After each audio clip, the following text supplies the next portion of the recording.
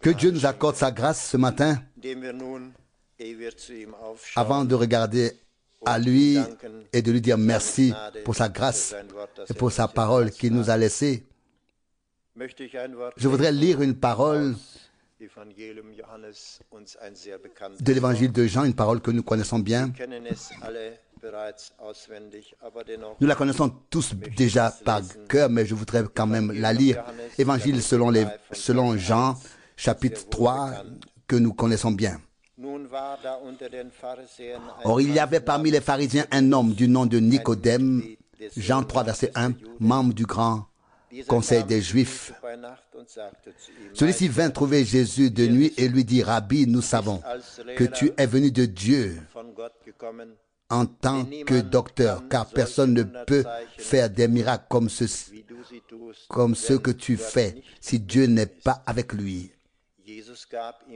Jésus lui répondit, en vérité, je te le dis, si un homme ne naît d'en haut,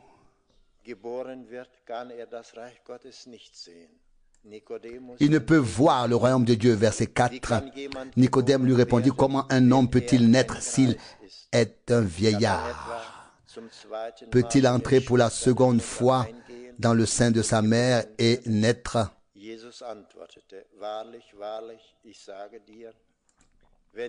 Verset 5, Jésus répondit, en vérité, je te le dis, si un homme ne naît d'en haut, ne naît d'eau et d'esprit, il ne peut entrer dans le royaume de Dieu. Verset 6, ce qui est né de la chair est chair et ce qui est né de l'esprit est esprit. Verset 7, ne t'étonne pas que je t'ai dit, il faut que vous naissiez d'en haut. Verset 8, le vent souffle où il veut et tu entends bien son sifflement, mais tu ne sais pas d'où il vient ni où il va. Il en est de même pour quiconque est né de l'esprit. Nicodème lui répondit par cette question, comment cela est-il possible? Verset 10, Jésus lui répondit, tu es un enseignant d'Israël et tu ne comprends pas cela? Verset 11, en vérité, je te le dis, nous disons ce que nous savons, nous rendons témoignage de ce que nous avons vu, et pourtant vous ne recevez pas notre témoignage. Verset 12, si je vous ai parlé des choses terrestres et que vous ne croyez pas, comment croirez-vous quand je vous parlerai des choses célestes? Verset 13, et personne n'est monté au ciel si ce n'est celui qui est descendu du ciel, c'est-à-dire le Fils de l'homme qui est dans le ciel. Et comme Moïse, verset 14, éleva le serpent dans le désert, il faut de même que le Fils de l'homme soit élevé. Verset 15, afin que tous ceux qui croient en lui aient en lui la vie éternelle. Verset 16, car Dieu a tant aimé le monde qu'il a donné son Fils engendré de lui, afin que quiconque croit en lui ne périsse point, mais qu'il ait la vie éternelle. Verset 17. Car Dieu n'a pas envoyé son Fils dans le monde pour qu'il juge le monde, mais pour que le monde soit sauvé par lui. Verset 18. Celui qui croit en lui n'est pas jugé. Celui qui ne croit pas en lui est déjà jugé parce qu'il n'a pas cru au nom du Fils engendré de Dieu.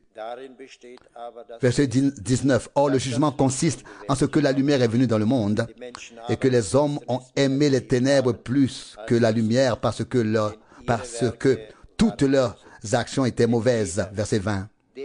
Car tout homme qui fait des choses vaines est la lumière et ne vient pas à la lumière de peur que toutes ses actions ne soient mises à nu. Verset 21. Mais celui qui agit selon la vérité vient à la lumière afin que ses œuvres soient manifestées parce qu'elles sont faites en Dieu. Jusqu'ici, cette parole précieuse et sainte. Il est à la fois étrange et merveilleux de voir comment Jésus s'est adressé ici à Nicodème.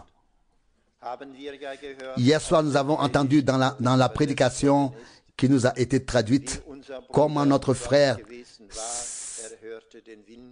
s'était comporté là-bas. Il entendait le vent, il entendait le grondement, il entendait les mouvements dans la forêt et il ne savait pas ce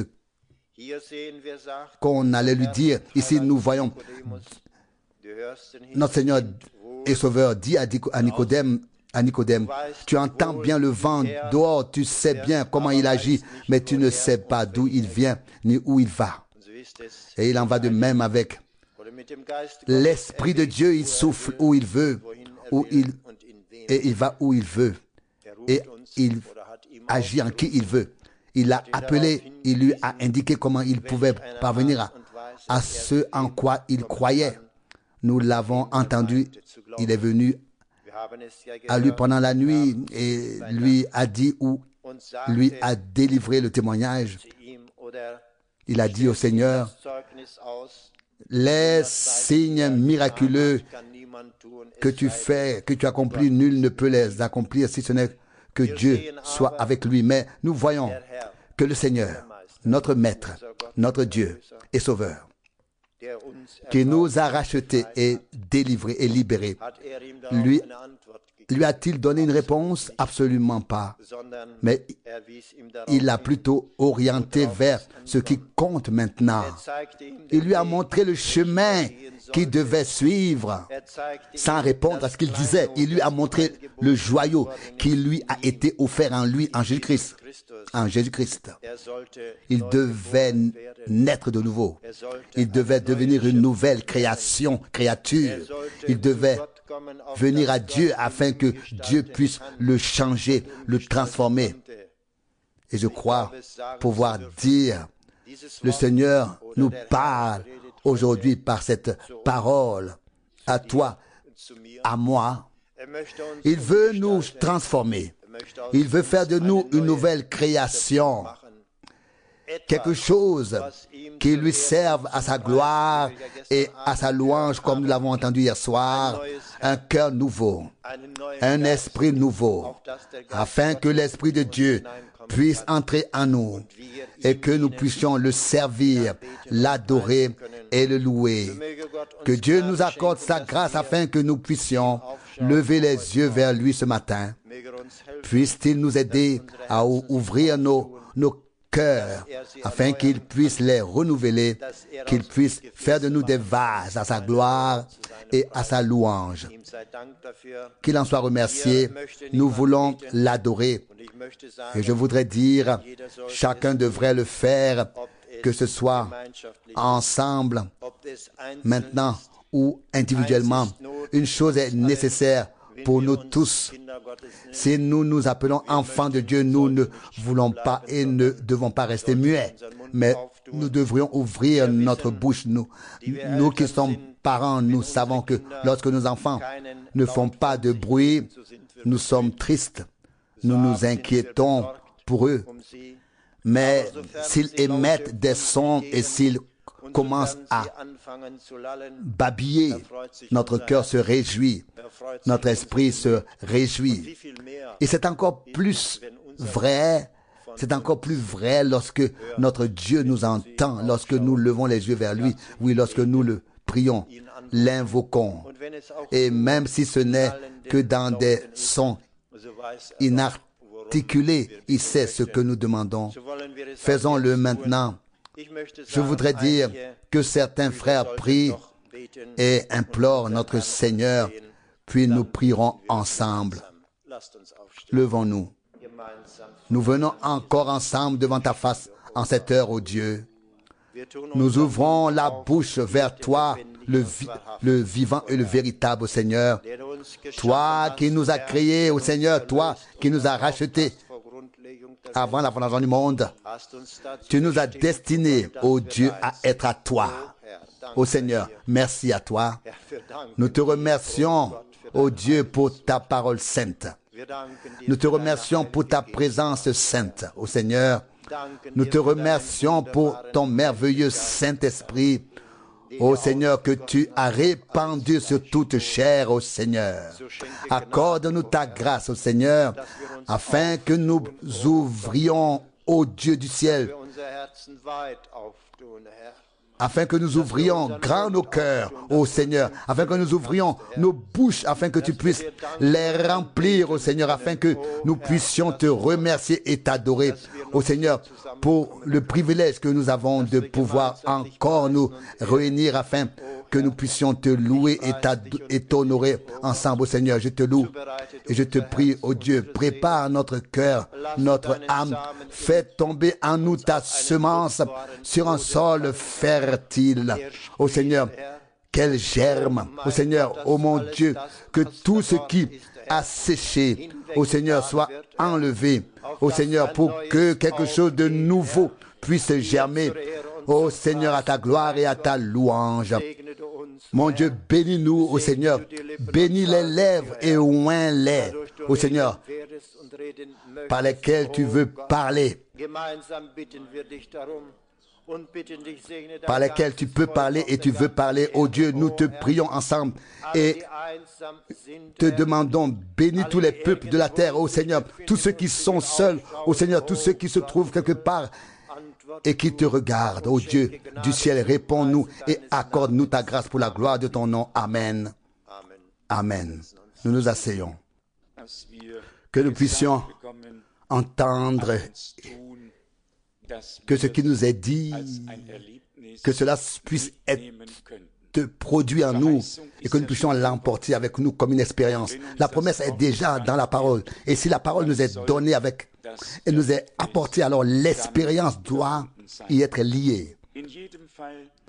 En tous les cas, aucune parole de Dieu ne reviendra à vide. Sans effet, chaque parole est une semence et cette semence divine est semée. Et Dieu accorde la grâce pour qu'elle germe et que la nouvelle vie émerge. Je vais traduire tout de suite, je viens juste de penser à la parole d'Ésaïe 42 pour nous montrer comment le Seigneur a dit, dans quel contexte il a dit qu'il annonçait et criait quelque chose de nouveau. Ésaïe 42, verset 6. Ésaïe 42, verset 6. Moi, le Seigneur, je t'ai appelé dans la justice. Je t'ai pris par la main. Je t'ai gardé. Et j'ai fait de toi l'alliance des peuples,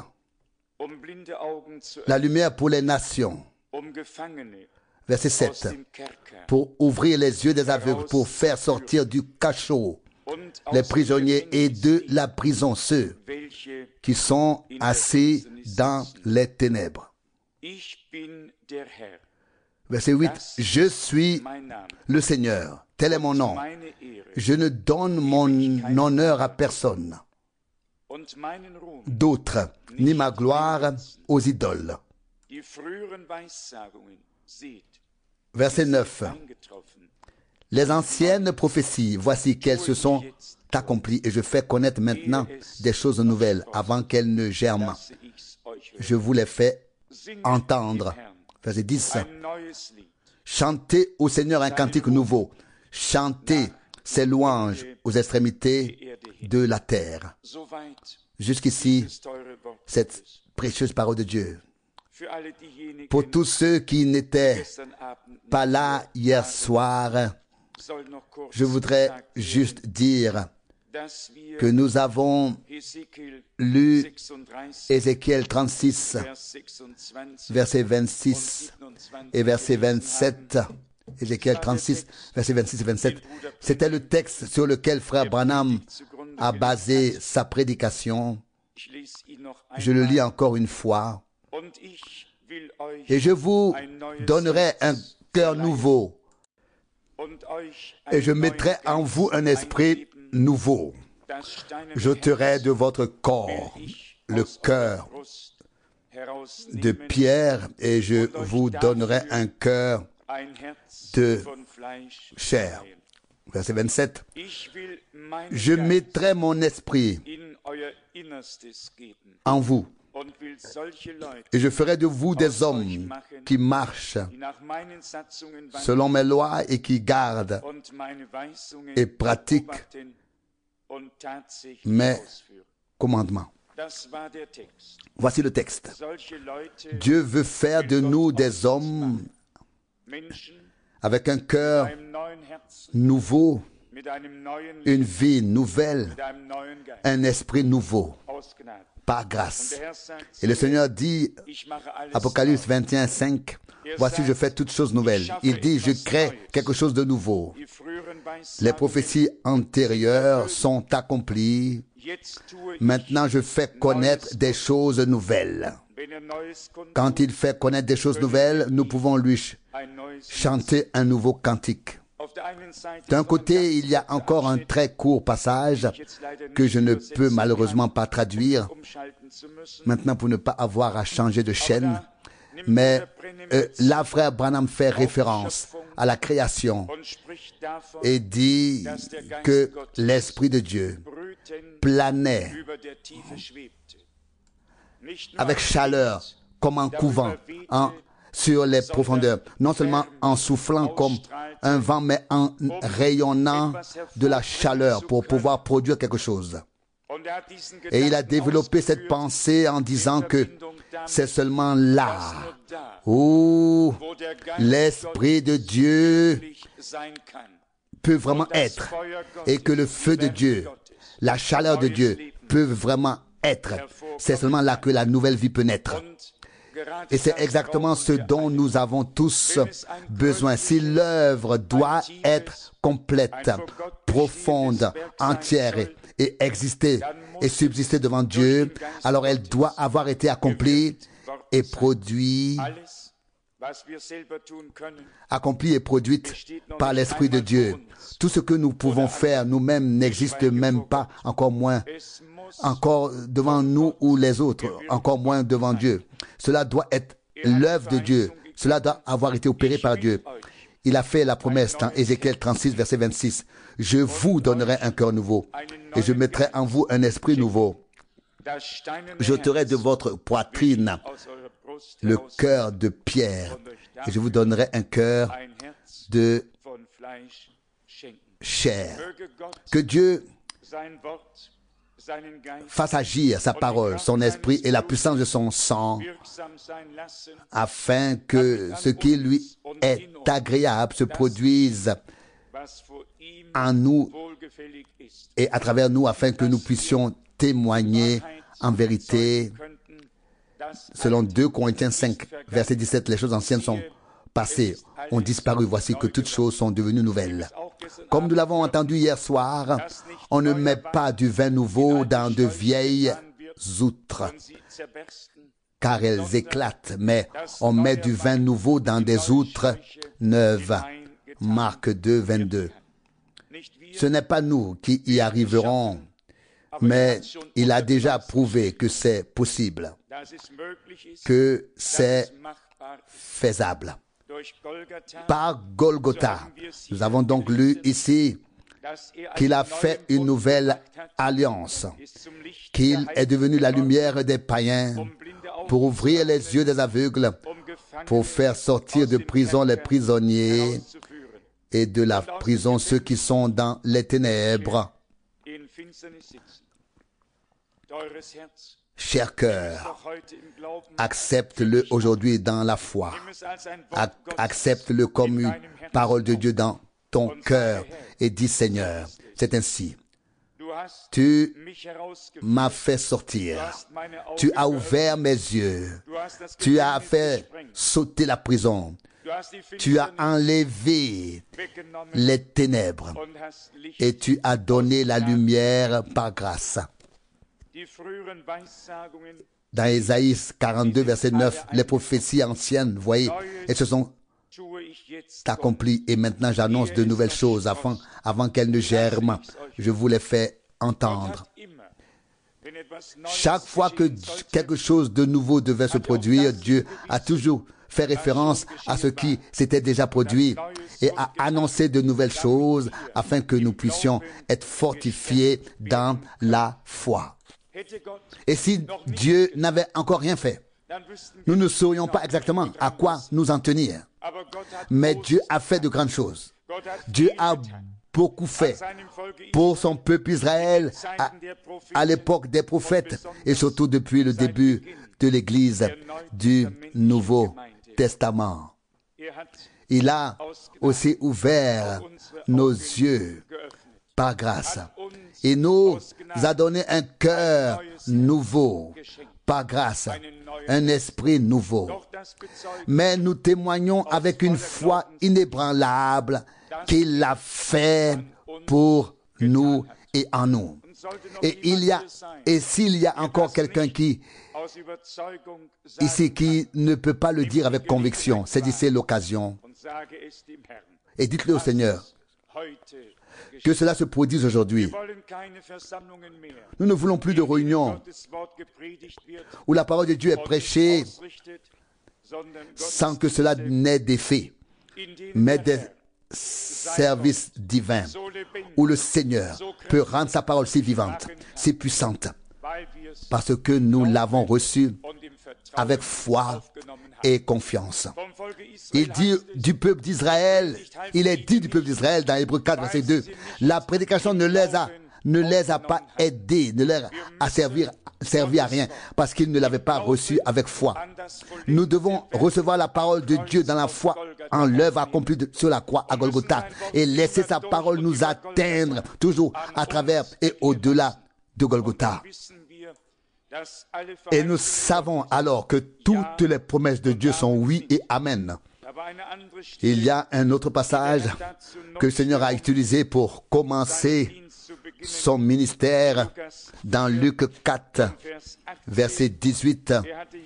Il avait lu le rouleau du prophète Ésaïe et puis il est écrit ici où a commencé à lire et au verset 18, Luc 4, verset 18, il est écrit « L'Esprit du Seigneur est sur moi » ou alors se repose sur moi parce qu'il m'a oint pour annoncer le message joyeux aux pauvres. Il m'a envoyé pour proclamer aux captifs la délivrance et aux aveugles le recouvrement de la vue, pour envoyer libres les opprimés. Verset 19, pour publier une année de grâce du Seigneur.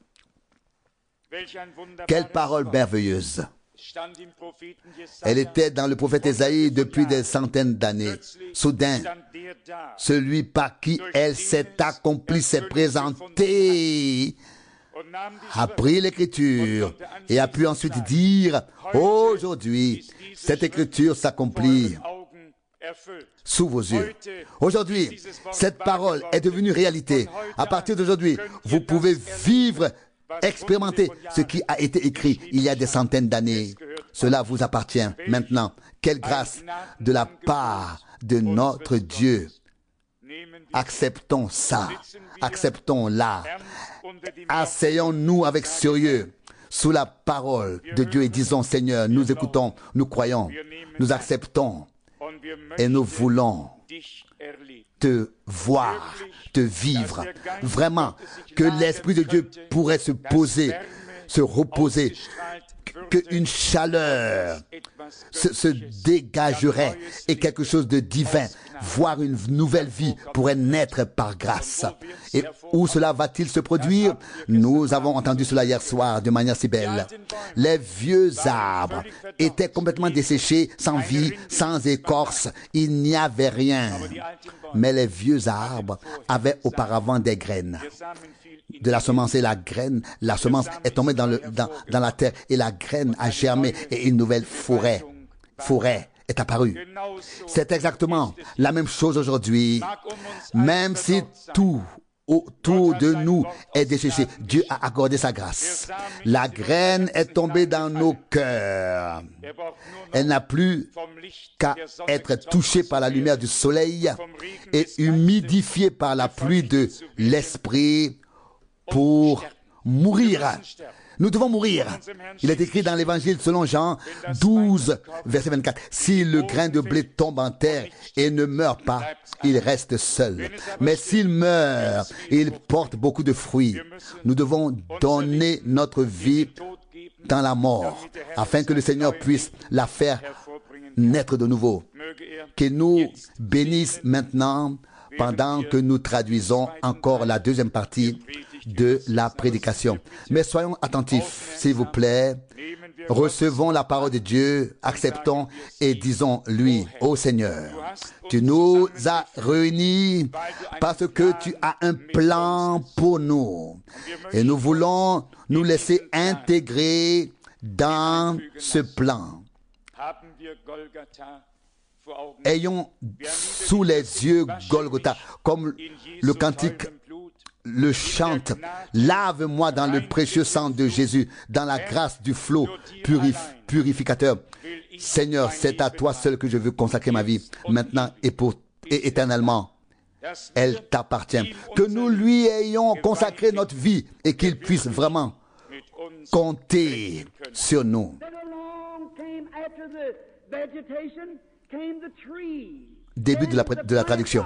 Tout est sorti de la terre. Les arbres, toute la verdure est sortie de la poussière de la terre. Le Saint-Esprit a couvé au-dessus des profondeurs. Et puis, tout est sorti. Puis la vie animale est sortie. Le Saint-Esprit planait au-dessus de tout. Que s'est-il passé ensuite? Puis la vie humaine est apparue. Nos corps étaient déjà tous ici ce jour-là, car nous aussi avons été pris de la poussière de la terre.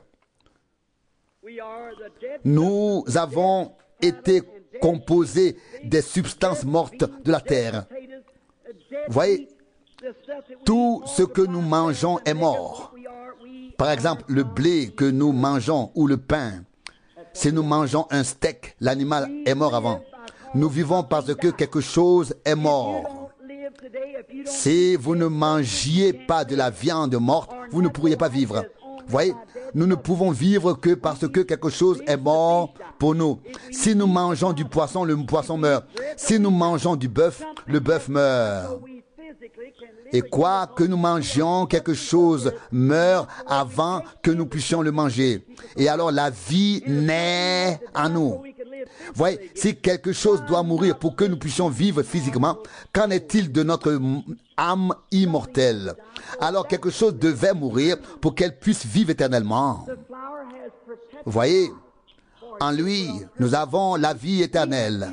Nous avons la vie éternelle. Eh bien, je voudrais que vous compreniez pendant que nous continuons à examiner cela. Le Saint-Esprit descend, il plane au-dessus de l'humanité. Voyez, Dieu a d'abord créé l'homme, puis il a créé la femme. D'abord, l'homme, je ne veux pas entrer dans le sujet. Elle est un sous-produit de l'homme. Eh bien, lorsqu'elle est entrée dans la composition, c'était la plus belle femme sur terre. Je vois ses longs cheveux qui pendent. Et disons dans une représentation, ses cheveux étaient blonds, ses yeux si bleus qu'on aurait dit que les étoiles ne scintillaient pas. La plus belle chose qu'Adam pouvait avoir, rien de vulgaire. Tout était pur. Et peut-être qu'elle a dit, Adam, le vent me dérange un peu. Il a juste levé la main, dit un peu plus doucement, et c'est arrivé. Il n'avait pas du tout peur. Ils avaient été placés au-dessus de tout. Il pouvait appeler le lion et dire, viens, puis le caresser. Et le lion le suivait alors, comme un chaton vous suivrait. Un petit chat. Puis un tigre est arrivé et il lui a aussi parlé. Puis le mouton est venu avec lui. Et il ne s'est rien passé. Tout le monde était en paix. Mais le soir, alors que le soleil se couchait, il a dit, chérie, nous devons maintenant faire notre heure de prière. Nous devons adorer. Ce n'était pas une dénomination, une confession, mais dans une belle pièce, là dans le jardin. Et ils s'assirent, le Père descendit, et sa lumière majestueuse le précédait déjà. Il descendit de plus en plus bas et vint vers eux. Et je l'entendis dire, « Les enfants, avez-vous passé une bonne journée aujourd'hui? Je suis venu vous donner le baiser du soir. » Il les embrassa tous les deux, leva les mains au-dessus d'eux et s'éloigna. Et Adam tendit le bras et dit, « Allonge-toi dessus, c'est ton oreiller, ma chérie. » Il n'y avait rien qui puisse leur faire du mal ou leur nuire. Tout était paisible, tout était béni. Le Père avait pourvu à tout. Mais ensuite le péché est venu et a tout gâché. Oui, mais nous étions déjà là.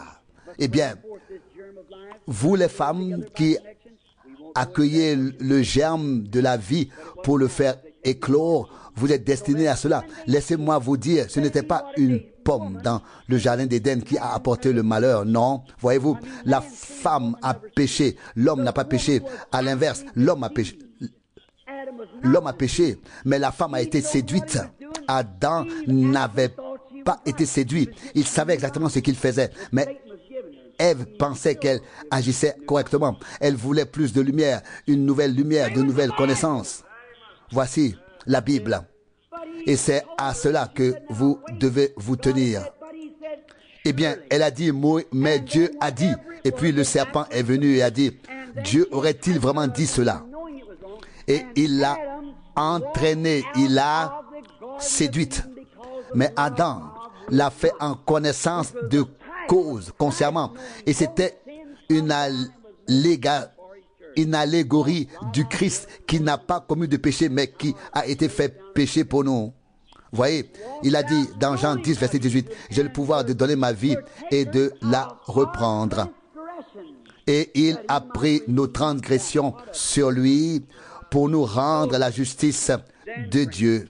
Eh bien, mes amis, c'est merveilleux.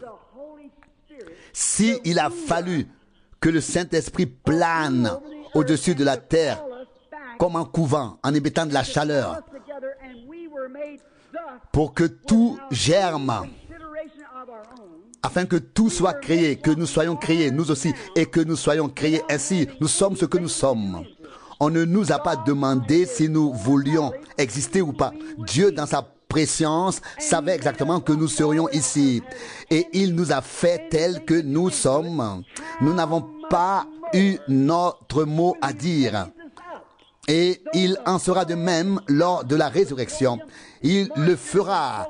Tous les éléments qui composent le corps seront assemblés. Les quatre vents de la terre se mettront en mouvement et la résurrection aura lieu au dernier jour. Et comment reviendrons-nous? Alors, nous serons de jeunes hommes, de jeunes femmes, et nous dirons notre merveilleux Père. Voyez? Mais vous pouvez faire votre choix. Vous pouvez l'accepter ou le refuser. Voyez, vous êtes assemblés à partir des éléments de ce monde. C'est ainsi que vous avez été créés. Mais maintenant, vous devez décider si vous voulez la vie éternelle ou non. Il savait qui vous étiez, ce que vous étiez, quel serait votre nom. Voyez, et le Saint-Esprit est ici. Il est présent. Il couve sur nous. Nous avons certes été pris extérieurement de la poussière, de la terre, mais quelque chose a été déposé en nous, à savoir la vie éternelle. Il a fait naître. Votre pensée rationnelle, intellectuelle ne le fera pas. Non, elle est totalement rejetée par Dieu. Vos dénominations n'ont rien à dire devant Dieu. Non. Et votre théologie non plus. Non. Il faut que le Saint-Esprit descende pour vous amener en communion avec Dieu et vous donner la vie éternelle afin que vous puissiez être ressuscités au dernier jour. À moins que quelqu'un ne naisse de nouveau, il ne peut pas voir le royaume de Dieu. Vous voyez ça, mes amis? Votre intelligence n'a rien à voir là-dedans. Si vous dites, j'ai reçu l'esprit, j'ai parlé en langue, et ainsi de suite. Mais ce n'est pas encore ça. J'ai aussi entendu des démons parler en langue, des sorciers aussi, mais aussi le Saint-Esprit. Qu'est-ce que l'injustice? La justice, c'est la justice inversée, pervertie. Bien sûr, le diable a toujours quelque chose à imiter. Qu'est-ce qu'un devin dans la rue? C'est un prophète tordu, perverti. Voyez, le diable ne peut que prendre quelque chose et le déformer.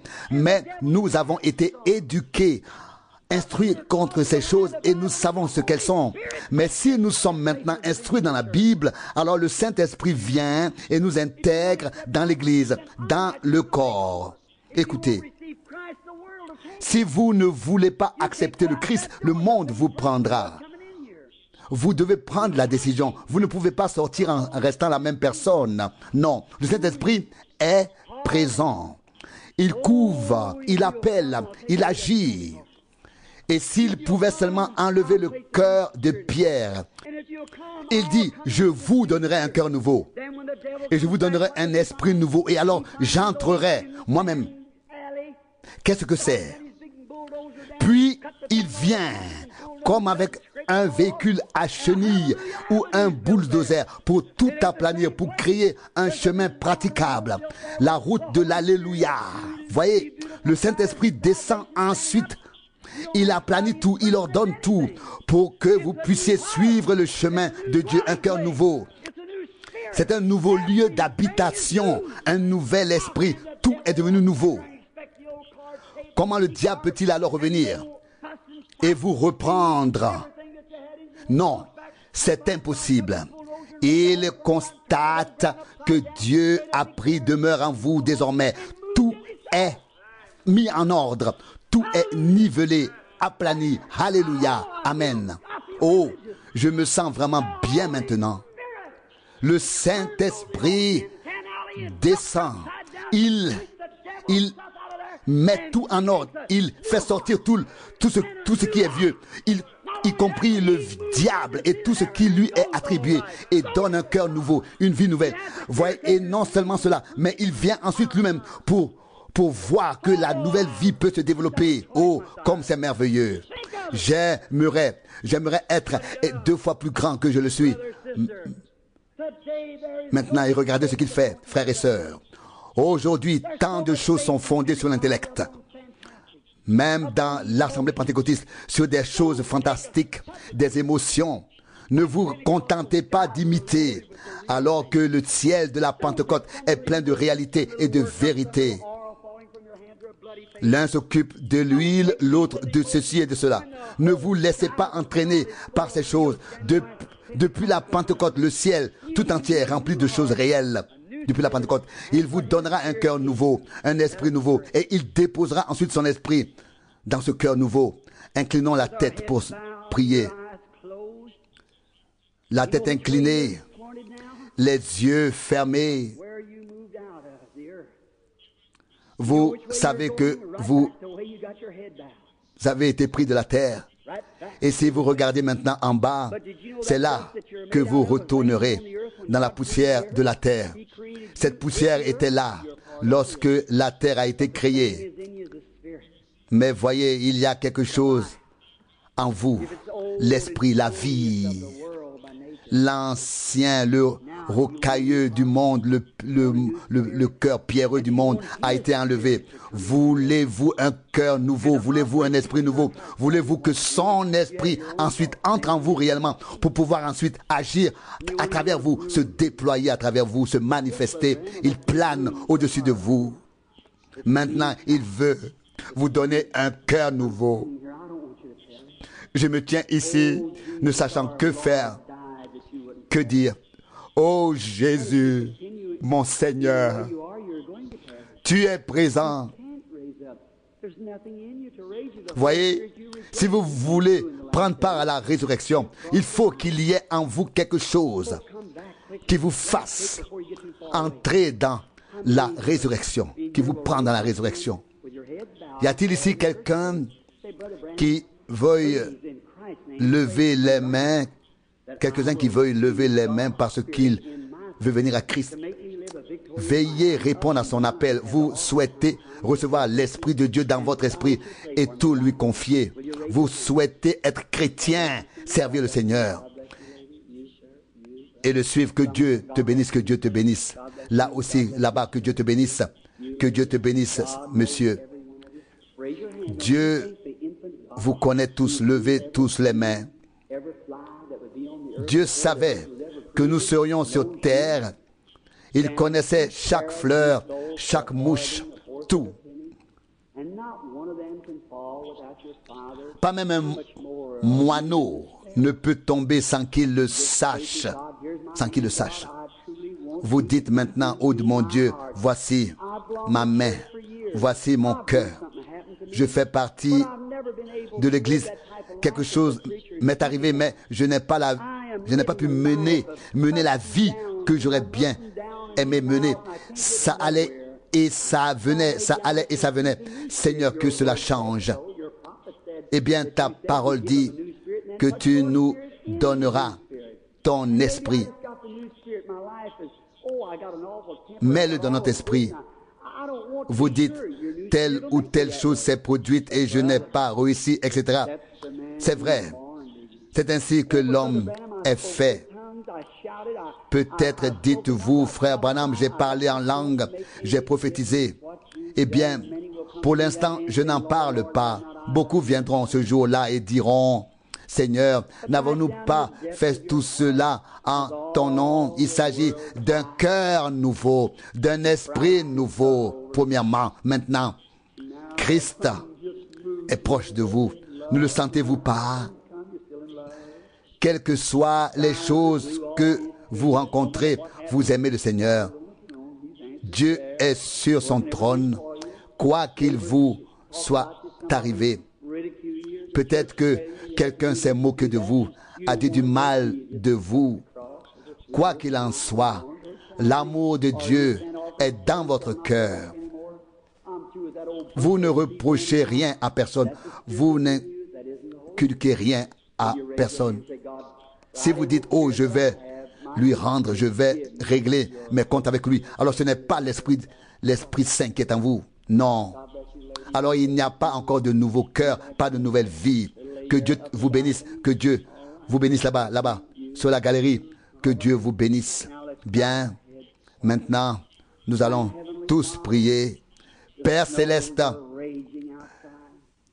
les tempêtes soufflent dehors. Pourquoi ai-je dit oui quand on m'a demandé de venir? Peut-être que c'était ta grande œuvre. Oui, je sais, c'était ton œuvre. Le message était si saccadé. Quoi qu'il te demande, donne-le leur. Dieu, mon Père, je prie avec toute la sincérité dans mon cœur. Prends chaque maladie, prends tout ce qui opprime les hommes, enlève-le leur, qu'ils soient libres, qu'ils soient bénis et que le Saint-Esprit vienne en eux et puisse cette partie de leur âme, cette partie de leur cœur que tu as gardé pour toi, être comblé, être rempli, qu'ils puissent y recevoir toute ta parole là dans leur cœur avec une nouvelle espérance, une nouvelle foi, une nouvelle puissance.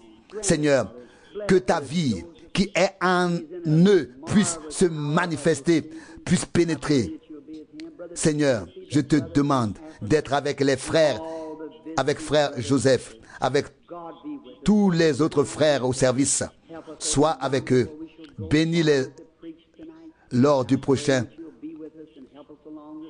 service divin. Et Seigneur, je te demande d'être avec moi, d'être avec nous tous alors que nous avançons sur notre chemin et que ton Saint-Esprit soit en nous tous. Amen. Je l'aime. Oh, je l'aime. Je veux le voir. C'est le désir le plus profond de mon cœur que de voir mon Seigneur Jésus bien-aimé. Est-ce votre désir, Église de Dieu, qu'il partage ses bénédictions avec vous? Il a dit dans Matthieu 28, 18, « Tout pouvoir m'a été donné dans le ciel et sur la terre. Tout ce qui était en Dieu s'est déversé en Christ. Et tout ce qui était en Christ, il a déversé dans l'Église. Oh, mettez de côté toutes les autres choses. Recevez un cœur nouveau, un esprit nouveau. Je vous aime. Vous êtes des gens bien.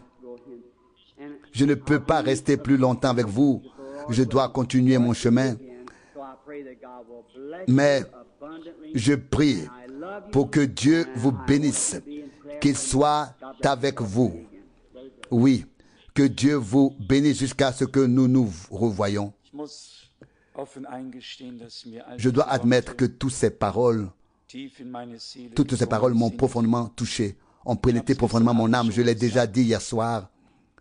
Nous avons entendu la parole de Dieu pendant toutes ces années. Nous y avons cru de tout notre cœur.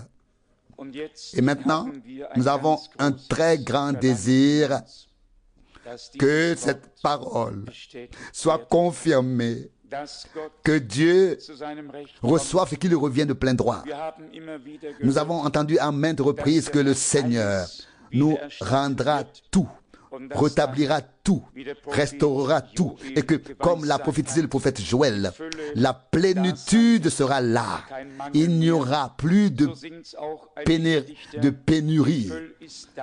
Joël 2, 26, un compositeur de chansons chante ainsi, l'abondance est là, dans le flot de grâce de Golgotha. Nous ne voulons pas n'importe quoi, nous voulons ce que Dieu a donné à son Église, ce qui nous appartient de droit par Golgotha, ce qui nous revient, ce qui a été volé entre-temps à l'Église du Nouveau Testament, ce qu'elle avait au commencement, c'est ce que nous voulons maintenant à la fin. Et c'est l'une des principales promesses dans ce message divin auquel nous croyons. Le Seigneur dit dans Joël 2, 25, « Je vais rétablir. » Nous l'avons lu assez souvent dans les Actes des Apôtres 3, 20 et 21. Jésus-Christ attend dans le ciel le temps où tout ce que Dieu a annoncé par la bouche de ses prophètes depuis les temps anciens soit accompli. Cela doit devenir réalité. Mais si nous attendons maintenant la pluie de l'avant et de l'arrière-saison, comme ils ont autrefois attendu la pluie de l'avant-saison, il faut maintenant déjà que nos cœurs soient renouvelés. Notre esprit, nos pensées, nos sentiments doivent être renouvelés. Notre vie, peut-être était-ce aussi ce que cela signifiait. En anglais, c'est parfois un peu compliqué, mais Dieu veut nous accorder par grâce les sentiments de Jésus-Christ, les pensées, les sentiments, car c'est ainsi qu'il est écrit, Philippiens 2, 5, que chacun ait les mêmes dispositions, les mêmes sentiments que Jésus-Christ. L'état d'esprit, les sentiments, les pensées de Jésus-Christ, une vie nouvelle, un cœur nouveau, et ensuite être revêtu de la puissance d'en haut, de sorte que c'est la puissance de Dieu qui peut agir à travers nous. Paul se vantait se glorifiait même de ses faiblesses et voulait ainsi souligner que ce n'était pas lui qui avait fait quelque chose, comme si la puissance qui a été manifestée venait de nous, comme le disaient les apôtres, mais qu'elle appartenait au Seigneur et qu'elle ne s'était manifestée et révélée qu'à travers nous qui croyons. 2 Corinthiens 12, 9. Il y a un passage qui concerne le cœur dans le livre du prophète Ézéchiel. Cela vaut la peine d'y réfléchir. C'est dans le chapitre 18, Ézéchiel chapitre 18, à partir du verset 30. C'est pourquoi je vous jugerai, chacun selon ses voies, maison d'Israël, dit Dieu le Seigneur. Revenez et détournez-vous de toutes vos transgressions, afin que l'iniquité ne cause pas votre ruine, en vous rendant coupable. Verset 31. Rejetez toutes les transgressions par lesquelles vous avez péché contre moi, et créez-vous un cœur nouveau et un esprit nouveau. Pourquoi? Car pourquoi voulez-vous mourir, maison d'Israël? C'est étrange. Dans un passage de la Bible, il est dit, je vous donnerai un cœur nouveau, je vous donnerai un esprit nouveau. Et ici, par la bouche du même prophète Ézéchiel, il est dit, créez-vous un cœur nouveau et un esprit nouveau. Que doit-il se passer maintenant? Devons-nous y arriver? Devons-nous le créer? Y arrivera-t-il? Doit-il le créer? Comment cela va-t-il se passer? C'est très simple. Pour qu'il puisse y parvenir, pour qu'il puisse le créer, nous devons être prêts, nous d'abord, à nous défaire de tout ce qui appartient à notre ancienne vie et à notre ancienne nature. Et alors un nouveau cœur viendra. Alors l'ancien sera passé, disparaîtra, sera révolu. Et lorsque l'ancien aura disparu, tout sera automatiquement nouveau, car l'ancien ne fait que nous gêner. Il est dit ici, verset 30, repentez-vous et détournez-vous de toutes vos transgressions, afin qu'ils ne deviennent plus un motif de culpabilité pour vous. Donc, une conversion à Dieu, un détournement de tout ce qui ne peut subsister devant lui, tout doit être retiré de notre cœur, d'où viennent toutes les mauvaises pensées avant qu'elles ne se transforment en actes.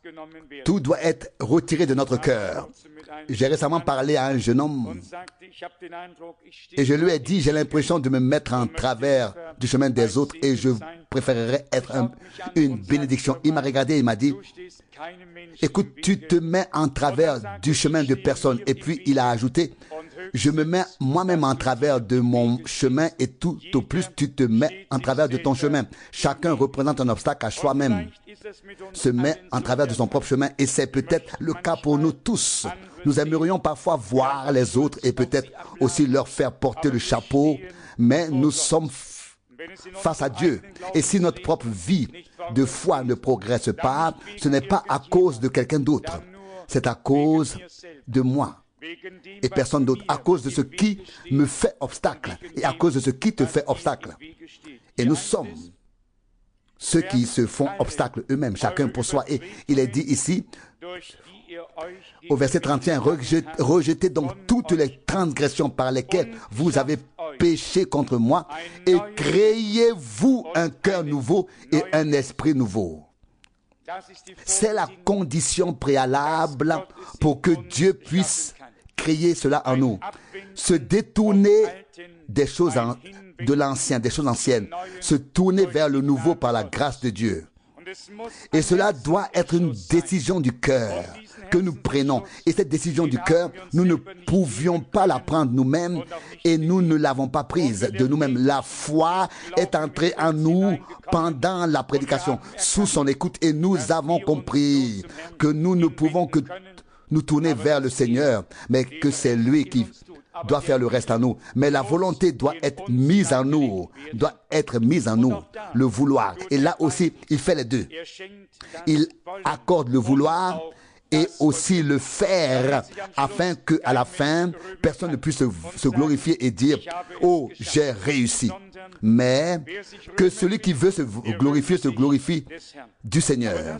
Mais ce sont les deux passages bibliques qui vont absolument ensemble. rejetez loin de vous toutes les transgressions par lesquelles vous avez péché contre moi, et créez-vous un cœur nouveau et un esprit nouveau. Car pourquoi voulez-vous mourir, maison d'Israël? Ézéchiel 38, 31. Ézéchiel 18, 31. Pourquoi veux-tu mourir, Église? Le Seigneur est vivant et il est vivant pour nous donner une nouvelle vie. Il marche au milieu des 7 chandeliers d'or. Nous devrions être fortifiés et réconfortés par toutes ces paroles, car chaque parole que Dieu nous adresse a un sens, un but, un objectif, et ne doit pas revenir à vide, sans effet, mais doit accomplir ce pourquoi il l'a envoyé. Le dernier verset du chapitre 18 d'Ézéchiel dit, Ézéchiel 18, verset 32, « Je ne prends aucun plaisir à la mort de celui qui doit mourir, déclare le Seigneur. Dieu, convertissez-vous donc et vous vivrez. » Une conversion biblique entraînera une nouvelle vie divine. Ce sera un retour complet et sincère vers Dieu par Jésus-Christ, notre Seigneur. Notre Seigneur.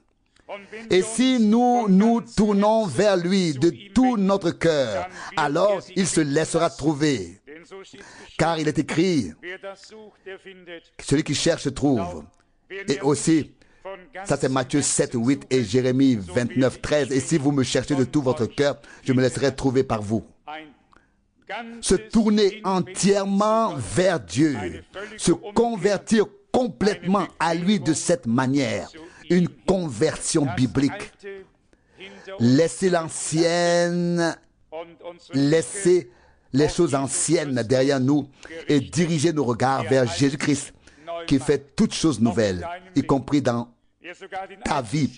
Il peut même réparer les anciens dégâts et nous donner un cœur et un esprit entièrement nouveau. Nous aspirons à cela et nous savons que ce qu'il a promis, il le tiendra certainement. Il nous donne ce dont nous avons besoin pour subsister devant lui. Puisse Dieu créer une telle atmosphère, une atmosphère spirituelle, une atmosphère dans laquelle nous nous sentons bien, dans laquelle Dieu peut faire quelque chose, peut produire quelque chose. Ni toi, ni moi, mais nous nous consacrons à lui, nous venons à lui, nous nous remettons à lui. Il fera le reste par grâce. Un cœur nouveau, une vie nouvelle, un esprit nouveau. Et ainsi Dieu reviendra dans l'Église avec la puissance de l'Esprit pour une fois de plus ébranler le ciel et la terre et confirmer une fois de plus la parole comme étant vraie. Parfois, nous aimerions nous manifester publiquement, nous aimerions lancer le dernier appel, aller dans la rue, dans tous les peuples, toutes les langues et toutes les nations. Mais il doit y avoir plus qu'un simple appel avec des paroles. Dieu doit lui-même être derrière cela. Dieu doit témoigner de la parole de sa grâce, travailler avec eux, confirmant sa parole comme il a fait au commencement. Nous devons venir aux réunions, pas seulement pour écouter la parole, nous devons aussi porter en nous cette pensée de venir pour expérimenter Dieu, être béni par la bénédiction que Dieu nous a promise dans sa parole. Si nous venons seulement pour recevoir un enseignement, nous ne recevrons qu'un enseignement. Dieu ne peut agir qu'en fonction de notre foi. Le Seigneur a demandé à plusieurs reprises, crois-tu que je puisse te faire cela? Et puis cela s'est produit. Nous devons venir avec la foi nécessaire sous l'écoute de la parole de Dieu. non seulement pour écouter la parole, mais pour vivre et recevoir avec la certitude de la foi ce que Dieu nous a promis dans sa parole. Et si nous venons et prions sincèrement pour que le Seigneur se glorifie, alors il le fera aussi. Portons-nous tous dans notre cœur un profond désir qu'il puisse se glorifier. Est-ce vraiment le cas? Alors il le fera bientôt. Dans tous les cas, cela se produira avant le retour du Seigneur. Parce que nous ne savons pas combien de temps cela prendra encore, personne ne le sait. Nous pouvons nous y attendre tous les jours, mais personne ne peut dire quand cela se produira. Mais une chose est sûre, avant le retour du Seigneur, nous verrons à nouveau sa gloire. Mais nous aimerions la voir déjà aujourd'hui. Si tu crois aujourd'hui, tu peux la voir aujourd'hui. Il n'y a pas un seul cas où le Seigneur aurait dit aux hommes, si vous voulez voir la gloire de Dieu, revenez une autre fois, je vous la montrerai. Non. Dans tous les cas, que ce soit pour les malades, les pécheurs ou la résurrection de Lazare, il s'agissait partout au moment où le Seigneur était présent de croire qu'il était capable de faire ce qui était nécessaire au moment précis. Nous devons donc entrer dans la présence de Dieu pour voir la gloire de Dieu. Et le Seigneur était sans doute un peu contrarié lorsque Marthe a dit, Jean 11, 24, je sais qu'il ressuscitera au dernier jour. Elle voulait remettre cela au futur. Sa foi est allée dans le futur. Et le Seigneur a dit d'une voix claire, je suis la résurrection et la vie. Ton frère ressuscitera. Pas seulement au dernier jour, il ordonna que la pierre soit enlevée. Il était là et cela pouvait se produire.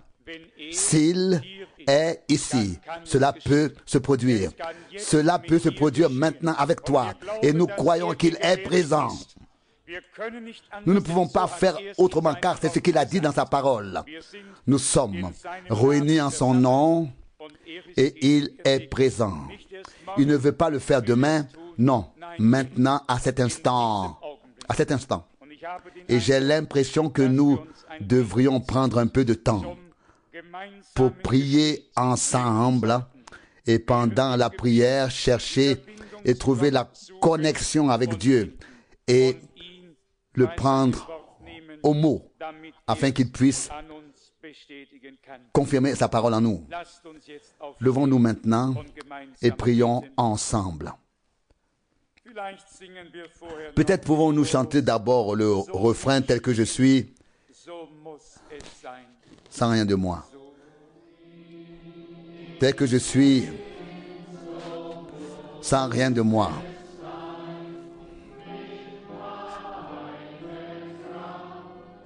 Sinon ton sang versé pour moi. Ton sang me lave de mes péchés.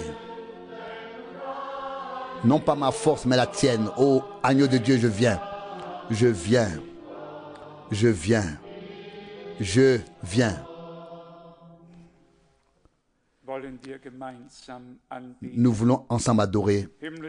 Père céleste, nous te remercions de tout notre cœur pour ta parole précieuse et sainte. Nous te remercions de faire quelque chose de nouveau, non seulement pour nous et dans ton royaume, mais en nous et à travers nous. Tu veux te manifester, te révéler d'une manière toute nouvelle, confirmer à nouveau ta parole au Seigneur, faire naître à nouveau une nouvelle vie de résurrection. Ô Seigneur, nous te remercions pour ton immense grâce, pour ta parole, pour ta présence. Oh, viens, Esprit du Seigneur, viens, repose-toi, Dieu fidèle, sur nous, dans le Saint-Esprit, sur l'Église. Seigneur, nous avons reçu ta parole. Dieu fidèle, nous sommes rassemblés devant ta face. Fais maintenant le reste. Alléluia. Fais-le par la puissance de ton sang, de ta parole et de ton esprit. Fais que les signes suivent. Des signes les produisent et accompagnent la prédication de ta parole là où elle est proclamée. Seigneur, aie pitié maintenant de tous ceux qui sont dans la peine, dans les difficultés, dans les détresses et qui sont chargés de tous ceux qui sont dans le besoin. Ô Seigneur, qu'ils puissent maintenant saisir dans la foi ta main transpercée. Fidèle Seigneur, tu as tout accompli, tu nous as libérés, tu as mené la prison captive et nous as délivrés, libérés. Seigneur, nous te remercions. Ta lumière s'est levée sur nous dans les ténèbres. Fidèle Seigneur, nous sommes rassemblés devant ta face pour recevoir ce que tu nous as préparé. Fais-le par la puissance de ton sang. Fidèle Seigneur, baptise-nous du feu et de l'esprit. Ô fidèle Seigneur, accorde ta grâce pour que ton Église soit à nouveau équipée, revêtue. Ô Seigneur, que nous devenions un seul cœur, pour que nous devenions un seul cœur et une seule âme, qu'une atmosphère divine puisse être au milieu de nous, dans nos cœurs, dans nos vies. Ô Dieu fidèle, que ta parole devienne réalité, qu'elle s'accomplisse en nous et à travers nous. Confirme-la en nous et à travers nous. Donne-nous un cœur nouveau, un esprit nouveau, une nouvelle expérience réelle avec toi. Et remplis-nous de puissance et de ton esprit. Nous t'en remercions. Seigneur bien-aimé, nous sommes rassemblés ici devant ta face et nous ne pouvons repartir comme nous sommes venus. Maintenant nous croyons que tu as envoyé ta parole pour nous guérir, nous remettre sur le droit chemin, nous soigner, nous guérir, nous sauver, nous délivrer, nous libérer. Oui Seigneur, tu as envoyé ta parole dans toute sa diversité. Aujourd'hui encore, au cours de ce service divin, tu as eu une parole d'encouragement pour chacun d'entre nous. Même si tout ne s'applique pas à tous ou n'est pas vrai pour tous, tu as toujours quelque chose pour chacun. Et je t'en remercie. Qui pourrait venir en ta présence sans te rencontrer? Seigneur bien-aimé, alléluia, louange et gloire, honneur et adoration à ton saint nom. Toi le vainqueur de Golgotha, alléluia. Tu as été fait alliance des peuples afin que ton salut s'étende jusqu'aux extrémités de la terre. Et l'Esprit de Dieu, le Seigneur, s'est reposé sur toi afin que le bon message de joie puisse être apporté. Seigneur, bien-aimé, que le même Esprit de Dieu repose sur nous afin que nous puissions apporter le même message, l'évangile de Jésus-Christ. Non seulement pas seulement en parole, mais dans la preuve et la démonstration de la présence de l'Esprit et de la puissance. Seigneur, tu regardes maintenant la foule et tu demandes, peux-tu croire? Peux-tu croire que j'ai déjà fait en sorte que cela t'arrive? Peux-tu croire que tout a été préparé? Ô Seigneur, nous te remercions ensemble. Puisse maintenant régner dans notre salle une atmosphère de foi sainte. Nous te croyons pas n'importe quoi. Nous ne croyons pas n'importe quoi. Nous te croyons. Nous croyons ta parole. Nous croyons tes promesses. Seigneur bien-aimé, et nous verrons qu'elles se réaliseront. Loué et glorifié soit ton nom merveilleux et saint. Alléluia. Alléluia. Alléluia. Oh, remerciez le Seigneur. Louez son nom, car il est présent. Agissant par sa parole, efficace par son esprit, dans la foule rachetée par le sang, pour faire naître de nouveaux cœurs, pour créer une nouvelle vie. Alléluia. Afin que nous puissions alors chanter un nouveau cantique. Dieu fidèle, que l'adoration et l'honneur te soient rendus pour toute l'éternité. Alléluia.